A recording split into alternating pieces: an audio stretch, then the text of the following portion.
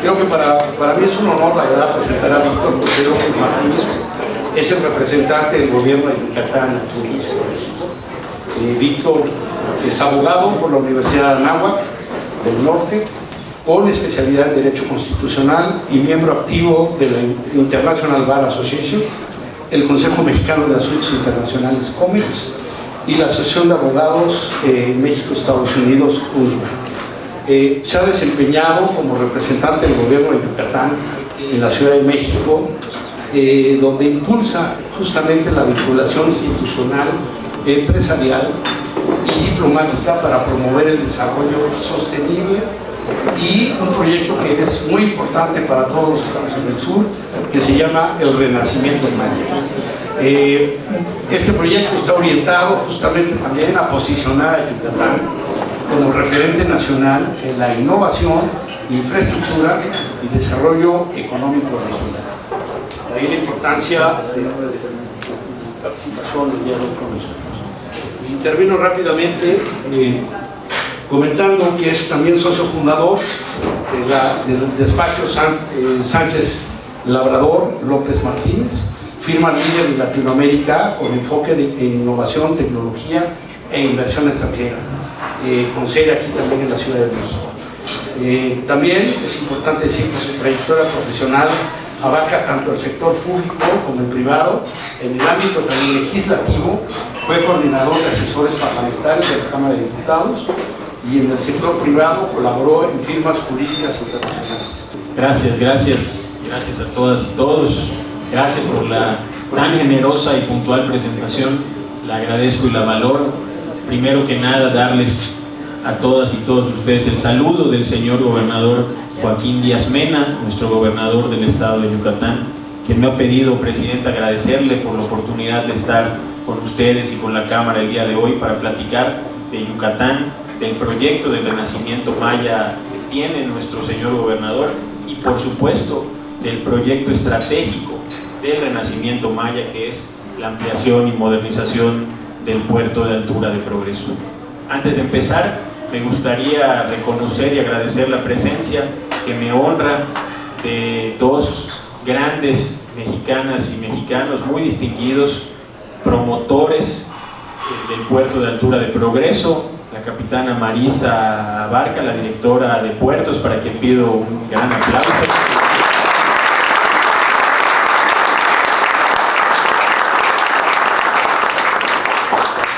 Mi almirante Blancarte, que nos acompaña allá atrás, el director general de Fomento,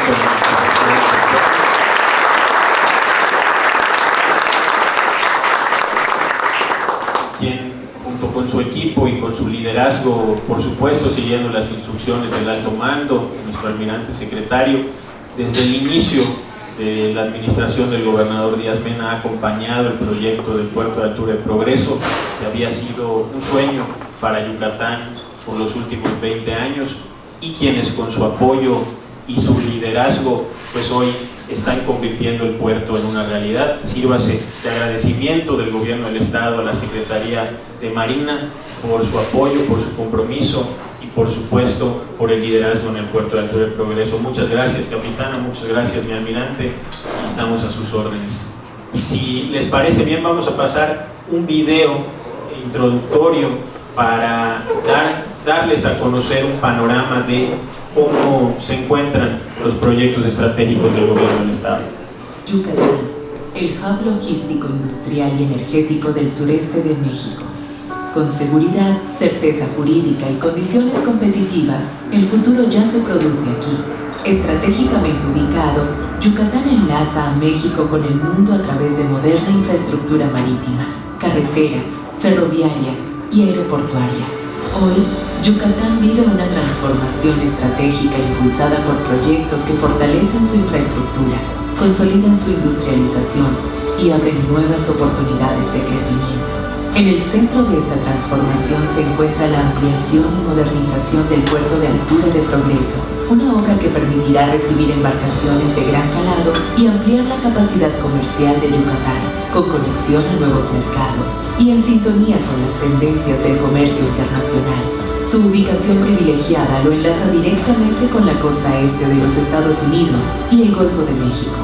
Como parte de este sistema logístico en expansión, se suma un proyecto clave para la conectividad del Estado: el libramiento ferroviario Coahuila-Progreso del Tren Maya, que enlaza al puerto de Progreso con el interior del país mediante una red ferroviaria moderna y eficiente. Esa red encuentra su complementariedad en el anillo vial metropolitano de Mérida, que articula la movilidad de carga entre el puerto, la capital y el sur del país, impulsando un desarrollo urbano más ordenado y sostenible. A este conjunto de obras estratégicas se integran los polos del bienestar, desarrollos logísticos e industriales diseñados para consolidar la capacidad productiva y atraer nuevas inversiones. Núcleos que impulsan el empleo, la capacitación y el progreso compartido, convirtiendo el crecimiento económico en bienestar para las familias yucatecas. En su conjunto, estos proyectos constituyen un componente fundamental del renacimiento maya, la estrategia de desarrollo de Yucatán que articula infraestructura, competitividad y bienestar social. Yucatán avanza con un rumbo claro. Es momento de construir ese futuro juntos.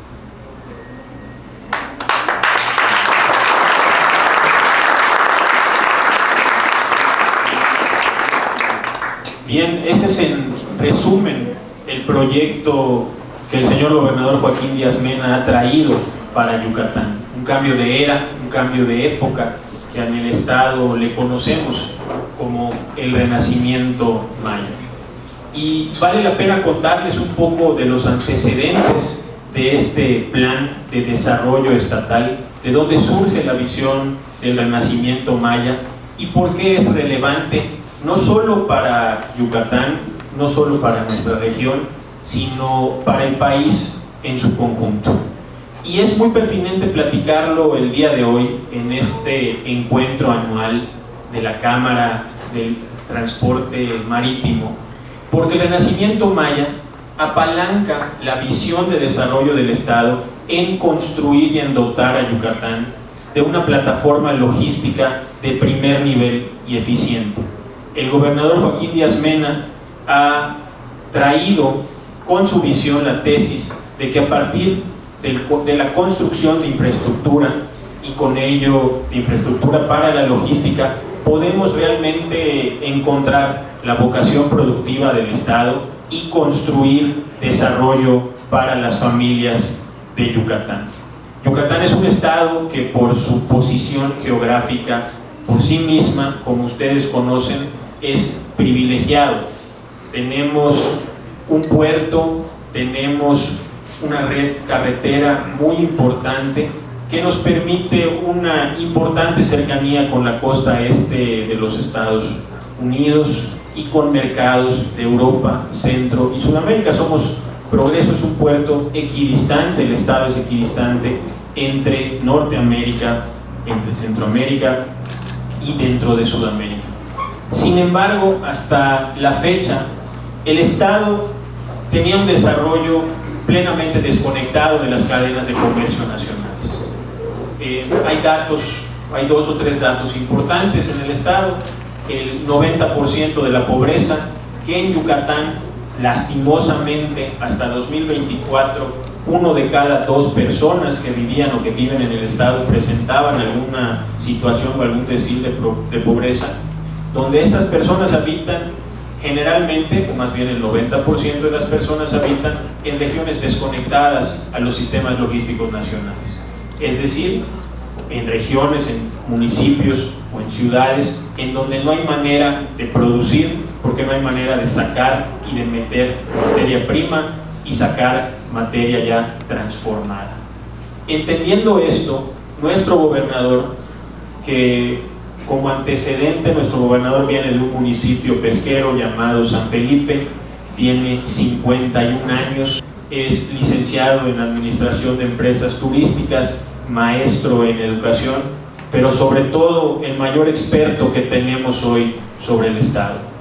El gobernador Joaquín Díaz Mena se ha caracterizado por llevar 51 años recorriendo Yucatán y entendiendo las vocaciones de cada una de las regiones, conociendo cada uno de nuestros 106 municipios y entendiendo cuáles son las capacidades naturales de cada uno. ¿Por qué es pertinente esta explicación política? Porque de ahí deviene la visión del renacimiento maya.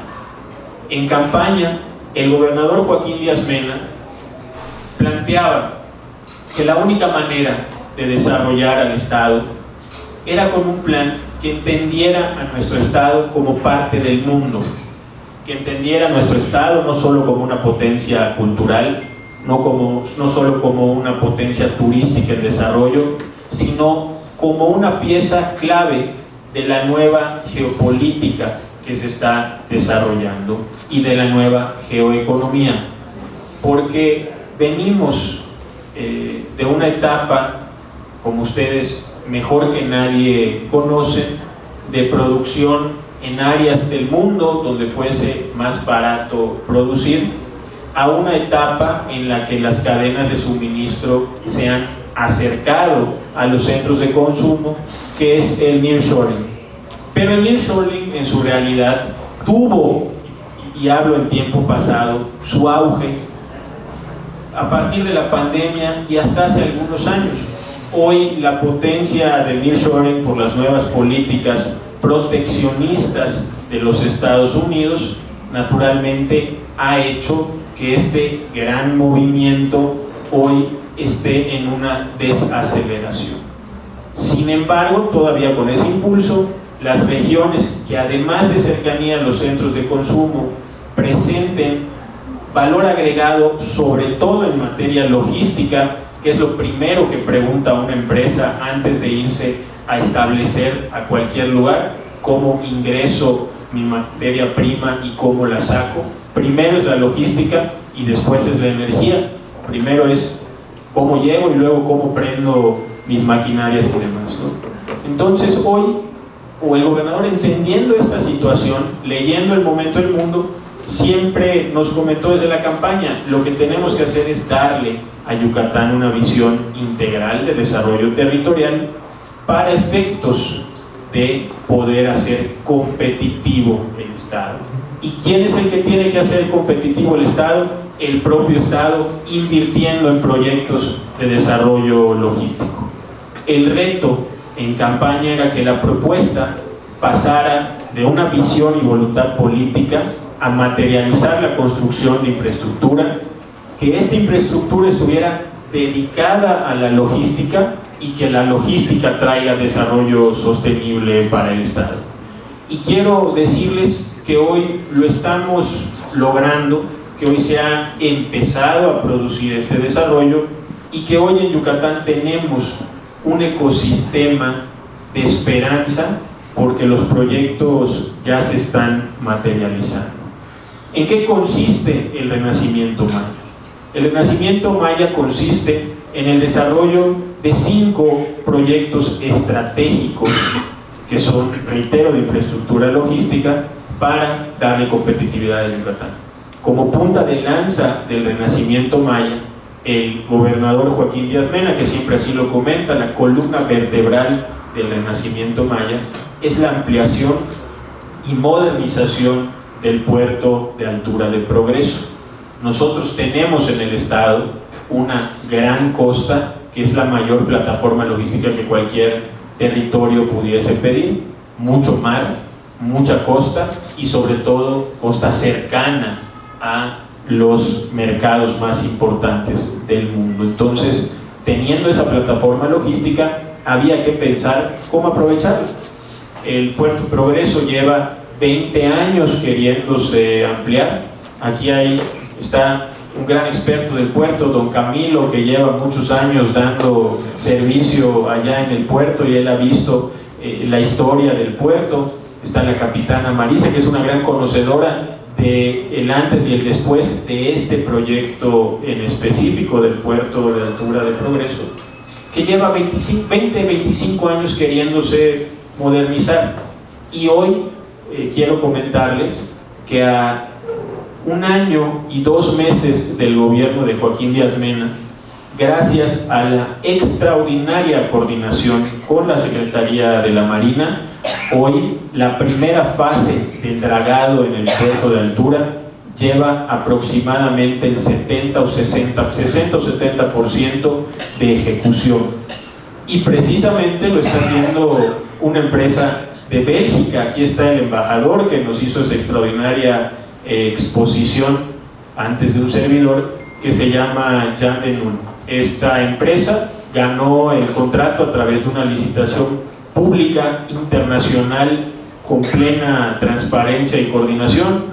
Concursaron 3 empresas internacionales, entendemos las más grandes del mundo en la materia, y quien ganó fue la que ofreció un mejor presupuesto, más económico, con suficiencia técnica y de manera más ágil. Así que bueno, agradecerle, embajador, y agradecerle a su país, porque el puerto está saliendo en tiempo y forma, y eso es algo que nos da esperanza a todas y todos los yucatecos. El puerto de Altura de Progreso es la columna vertebral del renacimiento maya. Es un puerto en el que se va a ampliar el calado para lograr que puedan ingresar barcos de mayores dimensiones, turísticos, cruceros.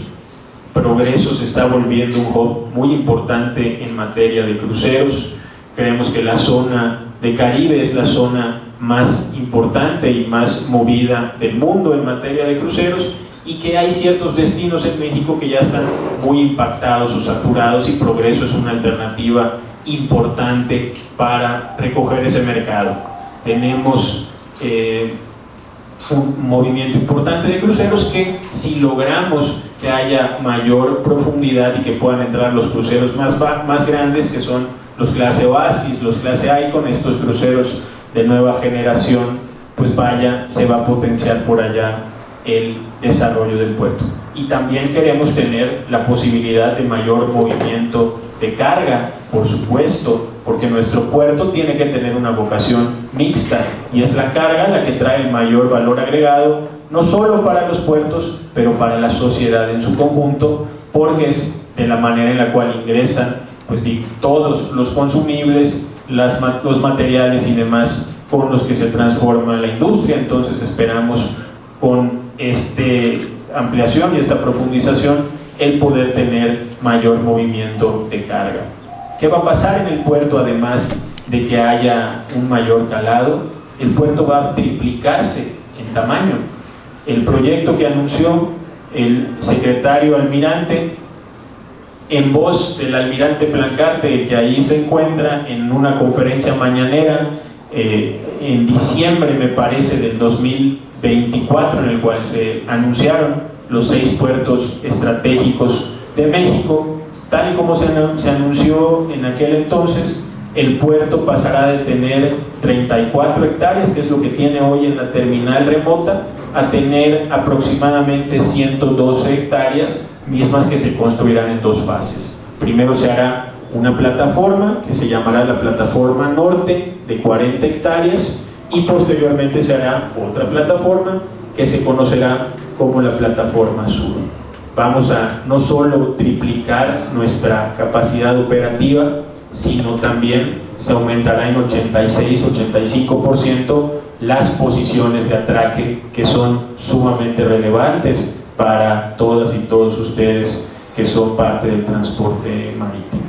También, de la mano de la Agencia Nacional de Aduanas, ahí agradecerle al representante de nuestro señor director, el titular Rafael Marín, quien es paisano de nosotros. Él es de Quintana Roo, pero es adoptado yucateco. Ya le hemos dicho varias veces que se haga yucateco ya de plano a nuestro señor director. De su mano, con su guía, podremos también mejorar un punto muy importante, que es la aduana, porque es lo que hará eficiente el ingreso y salida de las mercaderías de ese puerto. Eso ya también se está trabajando en conjunto. Secretaría de Marina, quien es la rectora de todo esto, la Agencia Nacional de Aduanas y, por supuesto, el gobierno del estado de Yucatán. Ha sido la ampliación y modernización del puerto de Altura del proyecto de Progreso un extraordinario ejemplo de coordinación entre niveles de gobierno. Algo de lo que había carecido Progreso era de la voluntad institucional para poderse realizar. Progreso había tenido una historia en la cual se pretendía generar en algún momento un puerto estatal, un puerto desconectado del sistema portuario nacional, y el gobernador Joaquín Díaz Mena desde la campaña dijo que no solo genera esto incertidumbre en los inversionistas que ya tienen cesiones parciales de derechos y en los inversionistas que pueden venir a llegar, sino también afectaba al sistema portuario nacional al generar una plataforma desconectada jurídicamente del mismo sistema portuario nacional que dirige la Secretaría de Marina a través de las ACIPONAS. De tal suerte que, con la visión del gobernador, que siempre fue muy clara y muy respetuosa de la ley, se ha logrado tener una extraordinaria coordinación entre gobierno estatal, entre la Secretaría de Marina y entre los privados, que también, por supuesto, están participando para lograr que ese puerto se pueda llevar una inversión en la fase infraestructura de más o menos 12,000 millones de pesos. Es la intervención más importante en la historia de Puerto Progreso. Desde que se construyó, esta inversión es mayor, incluso al inicio del mismo puerto. Se está trabajando en definir qué es lo que va a ir sobre del puerto, porque se tiene que hacer un estudio muy consciente, con mucho rigor técnico, sobre cuáles van a ser las vocaciones naturales de las nuevas plataformas en el puerto de Altura de Progreso. Tiene que ser un estudio importante y un acuerdo entre partes, por supuesto que con respeto pleno a las facultades que tiene cada quien, para definir qué va a pasar con el puerto, si va a haber mayor espacio para la carga, si va a haber mayor espacio para el granel agrícola, el granel mineral, la carga general, vaya, todo lo que ustedes conocen. Y revisando las prioridades de la Cámara, nos dimos cuenta que la Cámara tiene también un interés importante sobre la construcción naval mexicana o la construcción naval en México. Y en Progreso se viene trabajando la posibilidad de generar condiciones para que tengamos un astillero en Puerto Progreso, para que se pueda tener industria naval. Hoy actualmente hay un astillero pequeño en el Puerto Progreso, actualmente se le está dando mantenimiento a una plataforma petrolera, pero lo que queremos es tener un astillero de clase mundial en el puerto, porque entendemos que la posición, sobre todo para la industria de cruceros, la posición del puerto es idónea por múltiples circunstancias. Y lo que pasa también en el hinterland, que es que tenemos el hinterland más seguro del país en el puerto de Altura de Progreso. Somos adentro de costa el estado más seguro, y afuera de costa le decimos que somos la frontera más segura con los Estados Unidos también, ¿no? Entonces eso nos pone en partido para lograr condiciones favorables para el Estado, y ahí pedirles a todos ustedes en la industria que volteen a ver a Progreso, que Progreso va a cumplir, que hay profesionales técnicamente suficientes para lograr consolidar la visión que se tiene sobre el puerto, que es un proyecto prioritario para el país, que es un proyecto que realmente le va a traer ese desarrollo portuario a la región sureste de México, y que por todas estas condiciones geopolíticas, geoeconómicas, políticas y de desarrollo, Progreso es un puerto natural para el crecimiento hacia el futuro. Pero un puerto por sí mismo, si está desconectado de la tierra, si está desconectado del desarrollo, no necesariamente puede generar el desarrollo que nosotros estamos buscando. Las infraestructuras desconectadas de los centros o del Estado generan no el beneficio o no el retorno social de la inversión que quisiéramos, y por eso en Yucatán se ha apostado por este proyecto integral. El primer componente del renacimiento maya, la visión del gobernador Joaquín Díaz Mena, que comparte el pueblo de Yucatán, es el puerto. Y conectar este puerto tenemos hoy el lujo de que la presidenta de México haya determinado, la doctora Claudia Sheinbaum, que allá se inicie el Tren Maya en su fase de carga. Estamos ya construyendo con una inversión de 25,000 millones de pesos el primer ramal de carga del Tren Maya, que va a estar del polo del bienestar de Progreso hasta otro polo que se le conoce el ramal Pochilao-Humán, que está en el corazón industrial de Yucatán, y que de ahí se va a conectar a la red ferroviaria nacional y al maravilloso proyecto que es el tren interoceánico, que aquí está quien se encargó de supervisar la construcción y que dirigió durante la administración pasada nuestro secretario de Marina, Raimundo Morales. Entonces, tenemos tren, tenemos vías férreas, entonces ya sabemos cómo sacar la carga de altura, porque ustedes mejor que yo saben a partir de cuántos kilómetros o millas náuticas es rentable la carga marítima.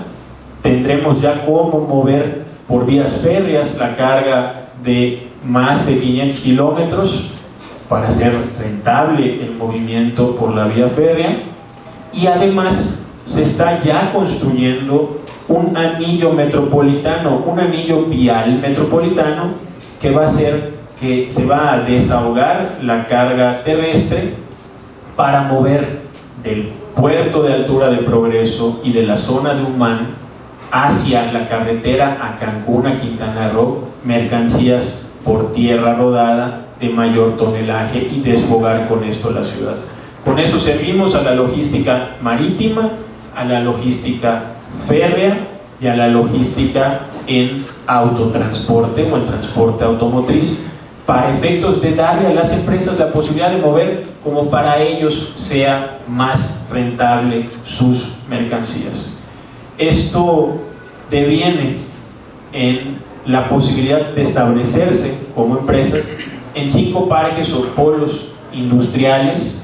Hoy tenemos 2 polos del bienestar con beneficios fiscales muy importantes ya decretados en Yucatán. Estamos buscando 3 más para alinear nuestra visión al Plan México. Nosotros decimos que el Plan Renacimiento Maya es la tropicalización del Plan México, la adaptación del Plan Nacional a nuestro estado en plena coordinación, y esta apuesta, además de la posibilidad o del plan de generar 5 universidades técnicas para poder tener mano de obra suficiente, esta apuesta logística, que creo que es la que hoy a la Cámara le puede interesar más, es el gran proyecto de desarrollo que tenemos.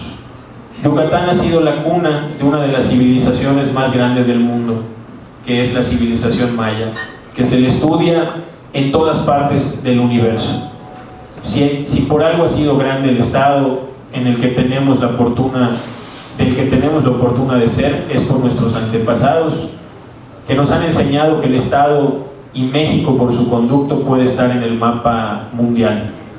Nosotros queremos que por lo que está sucediendo hoy, que es el renacimiento maya en Yucatán pueda así también estarlo en esta nueva era, y de la mano de empresarios comprometidos y empresarias comprometidas con ustedes, como ustedes, con el país, de la mano de cámaras que tanto bien le hacen a México. Estaba leyendo los datos, la cantidad de inversión, la cantidad de barcos con bandera nacional que representa esta cámara, la cantidad de empleos que genera.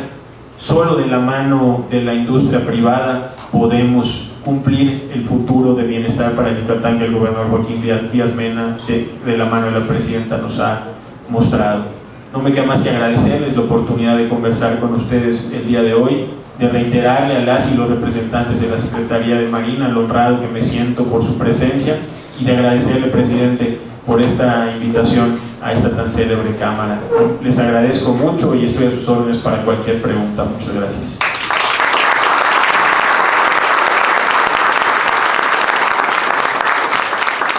Bueno, mi nombre es Juan Ancla, soy presidente del Consejo Mexicano de Energía.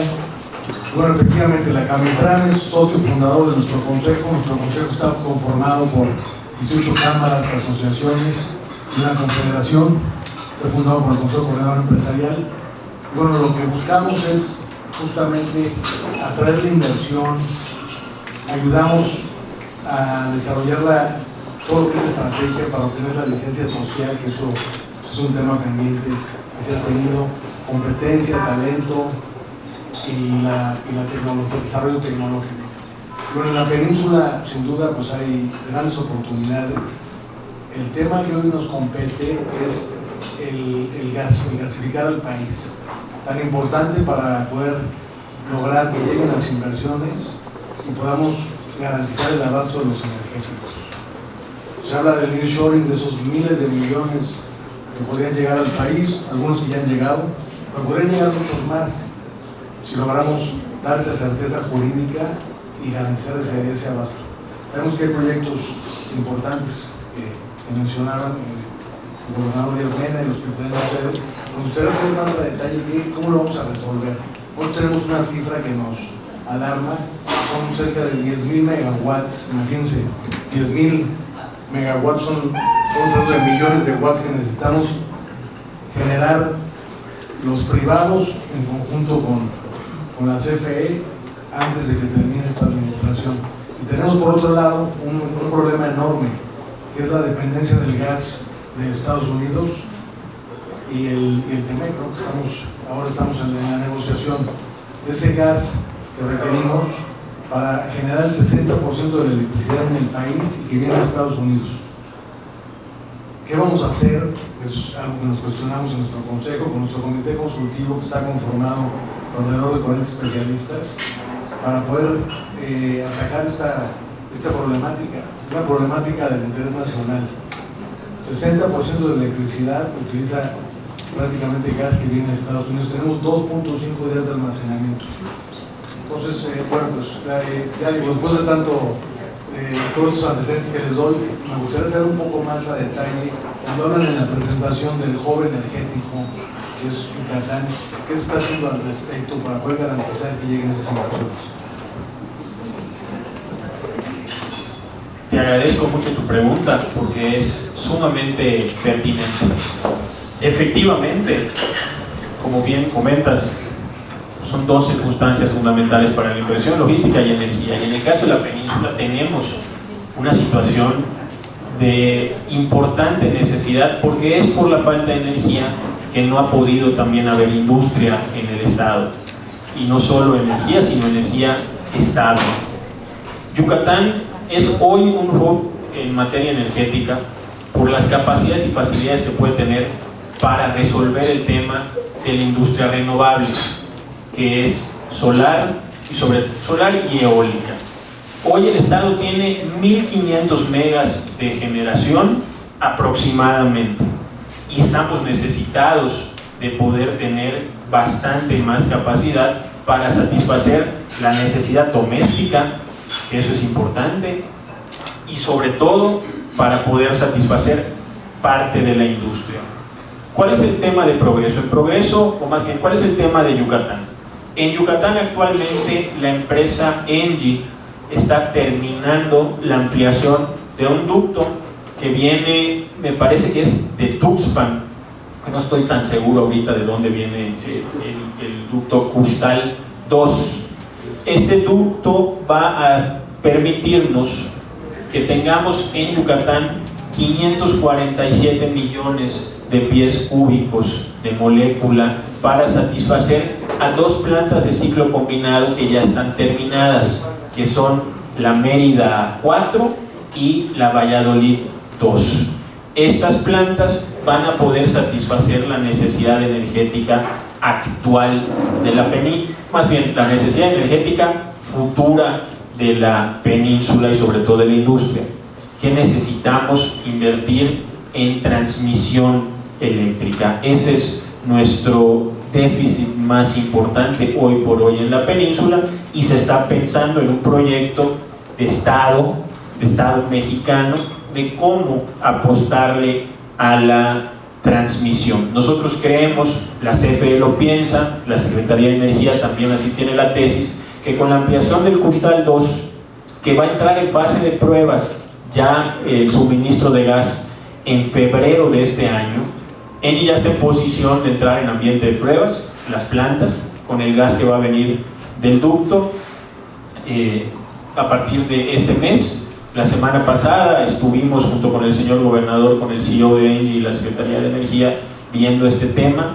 Hubo un tema social en el cual habían ciertas casas muy cercanas a los buffers de producción o de ampliación de potencia del ducto. Se solucionó siendo muy sensatos y, por supuesto, con la política social de este gobierno, pudiendo resolverlo en las mejores condiciones favorables para quienes tenían que reubicar sus domicilios por parte de esto.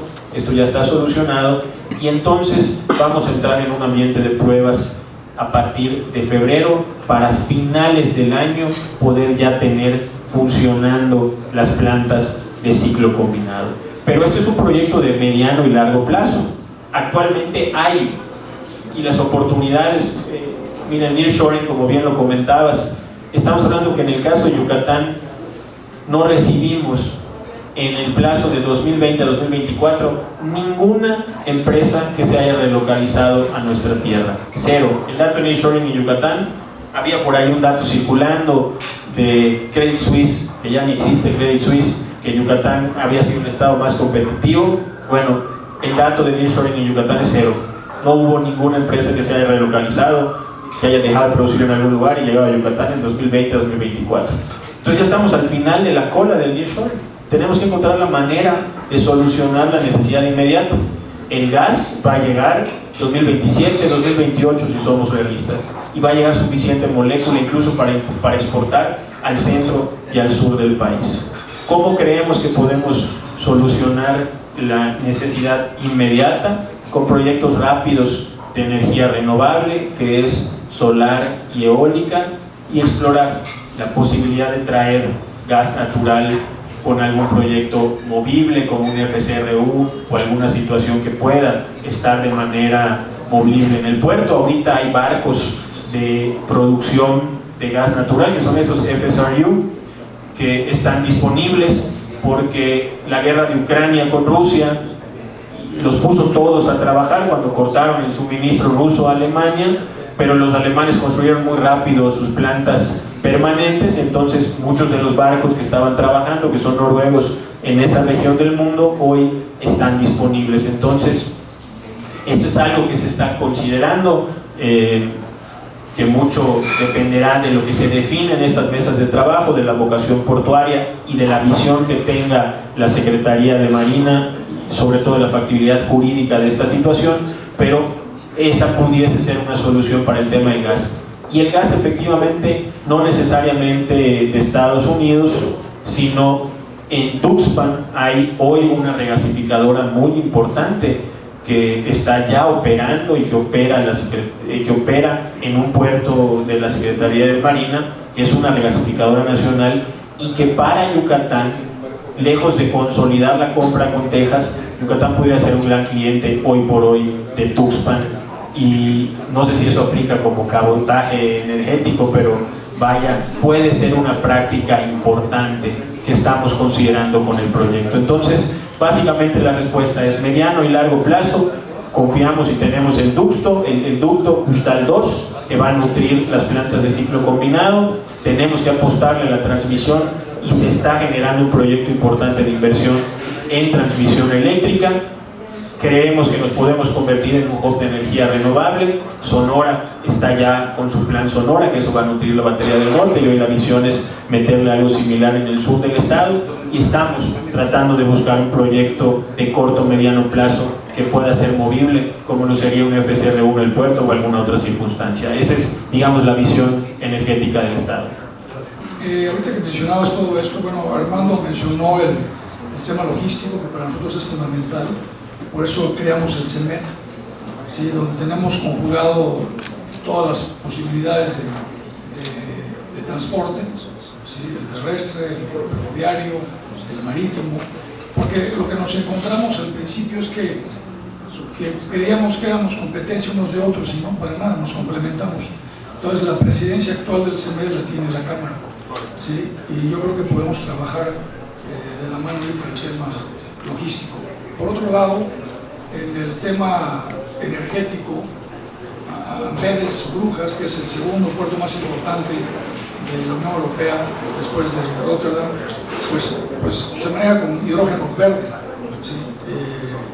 La empresa Engie es la que desarrolló todo eso y ustedes están trabajando con ellos, ¿no? Entonces ver la posibilidad a futuro. Sabemos que la inversión es importante, pero creo que la tendencia va para allá. ¿Sí? Y por último, ahorita que mencionaste que ustedes podrían ser, Progreso podría ser cliente de Tuxpan, ¿sí? Me vino a la mente una visión del señor secretario de Marina en una reunión que tuvimos con él.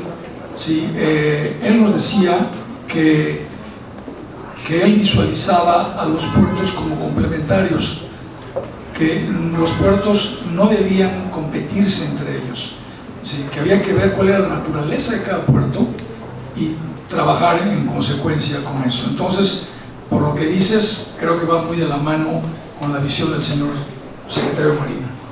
Sí. Gracias. Gracias, presidente. Efectivamente, nosotros vemos al Puerto de Altura y Progreso, y es lo que el gobernador lo ha ofrecido desde el día 1 como parte de la red portuaria nacional, como parte del Estado mexicano y como pieza del Estado mexicano, porque también jurídicamente así es, ¿no? Jurídica, constitucional y políticamente así lo es. Nosotros como Estado queremos poner nuestro granito de arena para el país, y en función de eso, cómo pensar en competirnos hoy por hoy. Esa es una visión que tenemos que tener como México. Y efectivamente Amberes pues es un ejemplo, no ahora, desde hace, yo creo que empezaron a construir barcos los belgas desde la época de los romanos, desde la época de algún conflicto que tuvieron con Julio César, ya tenían una flota importante de barcos navales. Entonces, por supuesto que es un puerto en el que nos tenemos que reflejar. Y todas las tendencias, no solo en la industria portuaria, pero sobre todo en la industria portuaria, van hacia la decarbonización. Nosotros tenemos el sueño de que en Progreso podamos ofrecer energía shore to port, que es la mayor tendencia, por ejemplo, en la industria de cruceros, que muchas de las grandes empresas por ESG han dicho que en 5 años ya no van a ir a un puerto en el que no puedan apagar sus motores de diésel cuando están estacionados allá y conectarse a la energía eléctrica. Entonces tenemos muy clara la visión de hacia dónde el Estado debe de, en esta suerte de conjunto de opiniones y de lo que el Estado pueda sumarle al desarrollo de la visión portuaria, con estas experiencias que estamos teniendo, de hacia dónde tenemos ir, siendo por supuesto muy sensatos de que los puertos se deben construir con una visión de largo plazo, y de que hoy estamos cosechando, o más bien sembrando para la cosecha del futuro. Muchas gracias. Les agradezco la oportunidad de haber podido conversar con ustedes el día de hoy, director.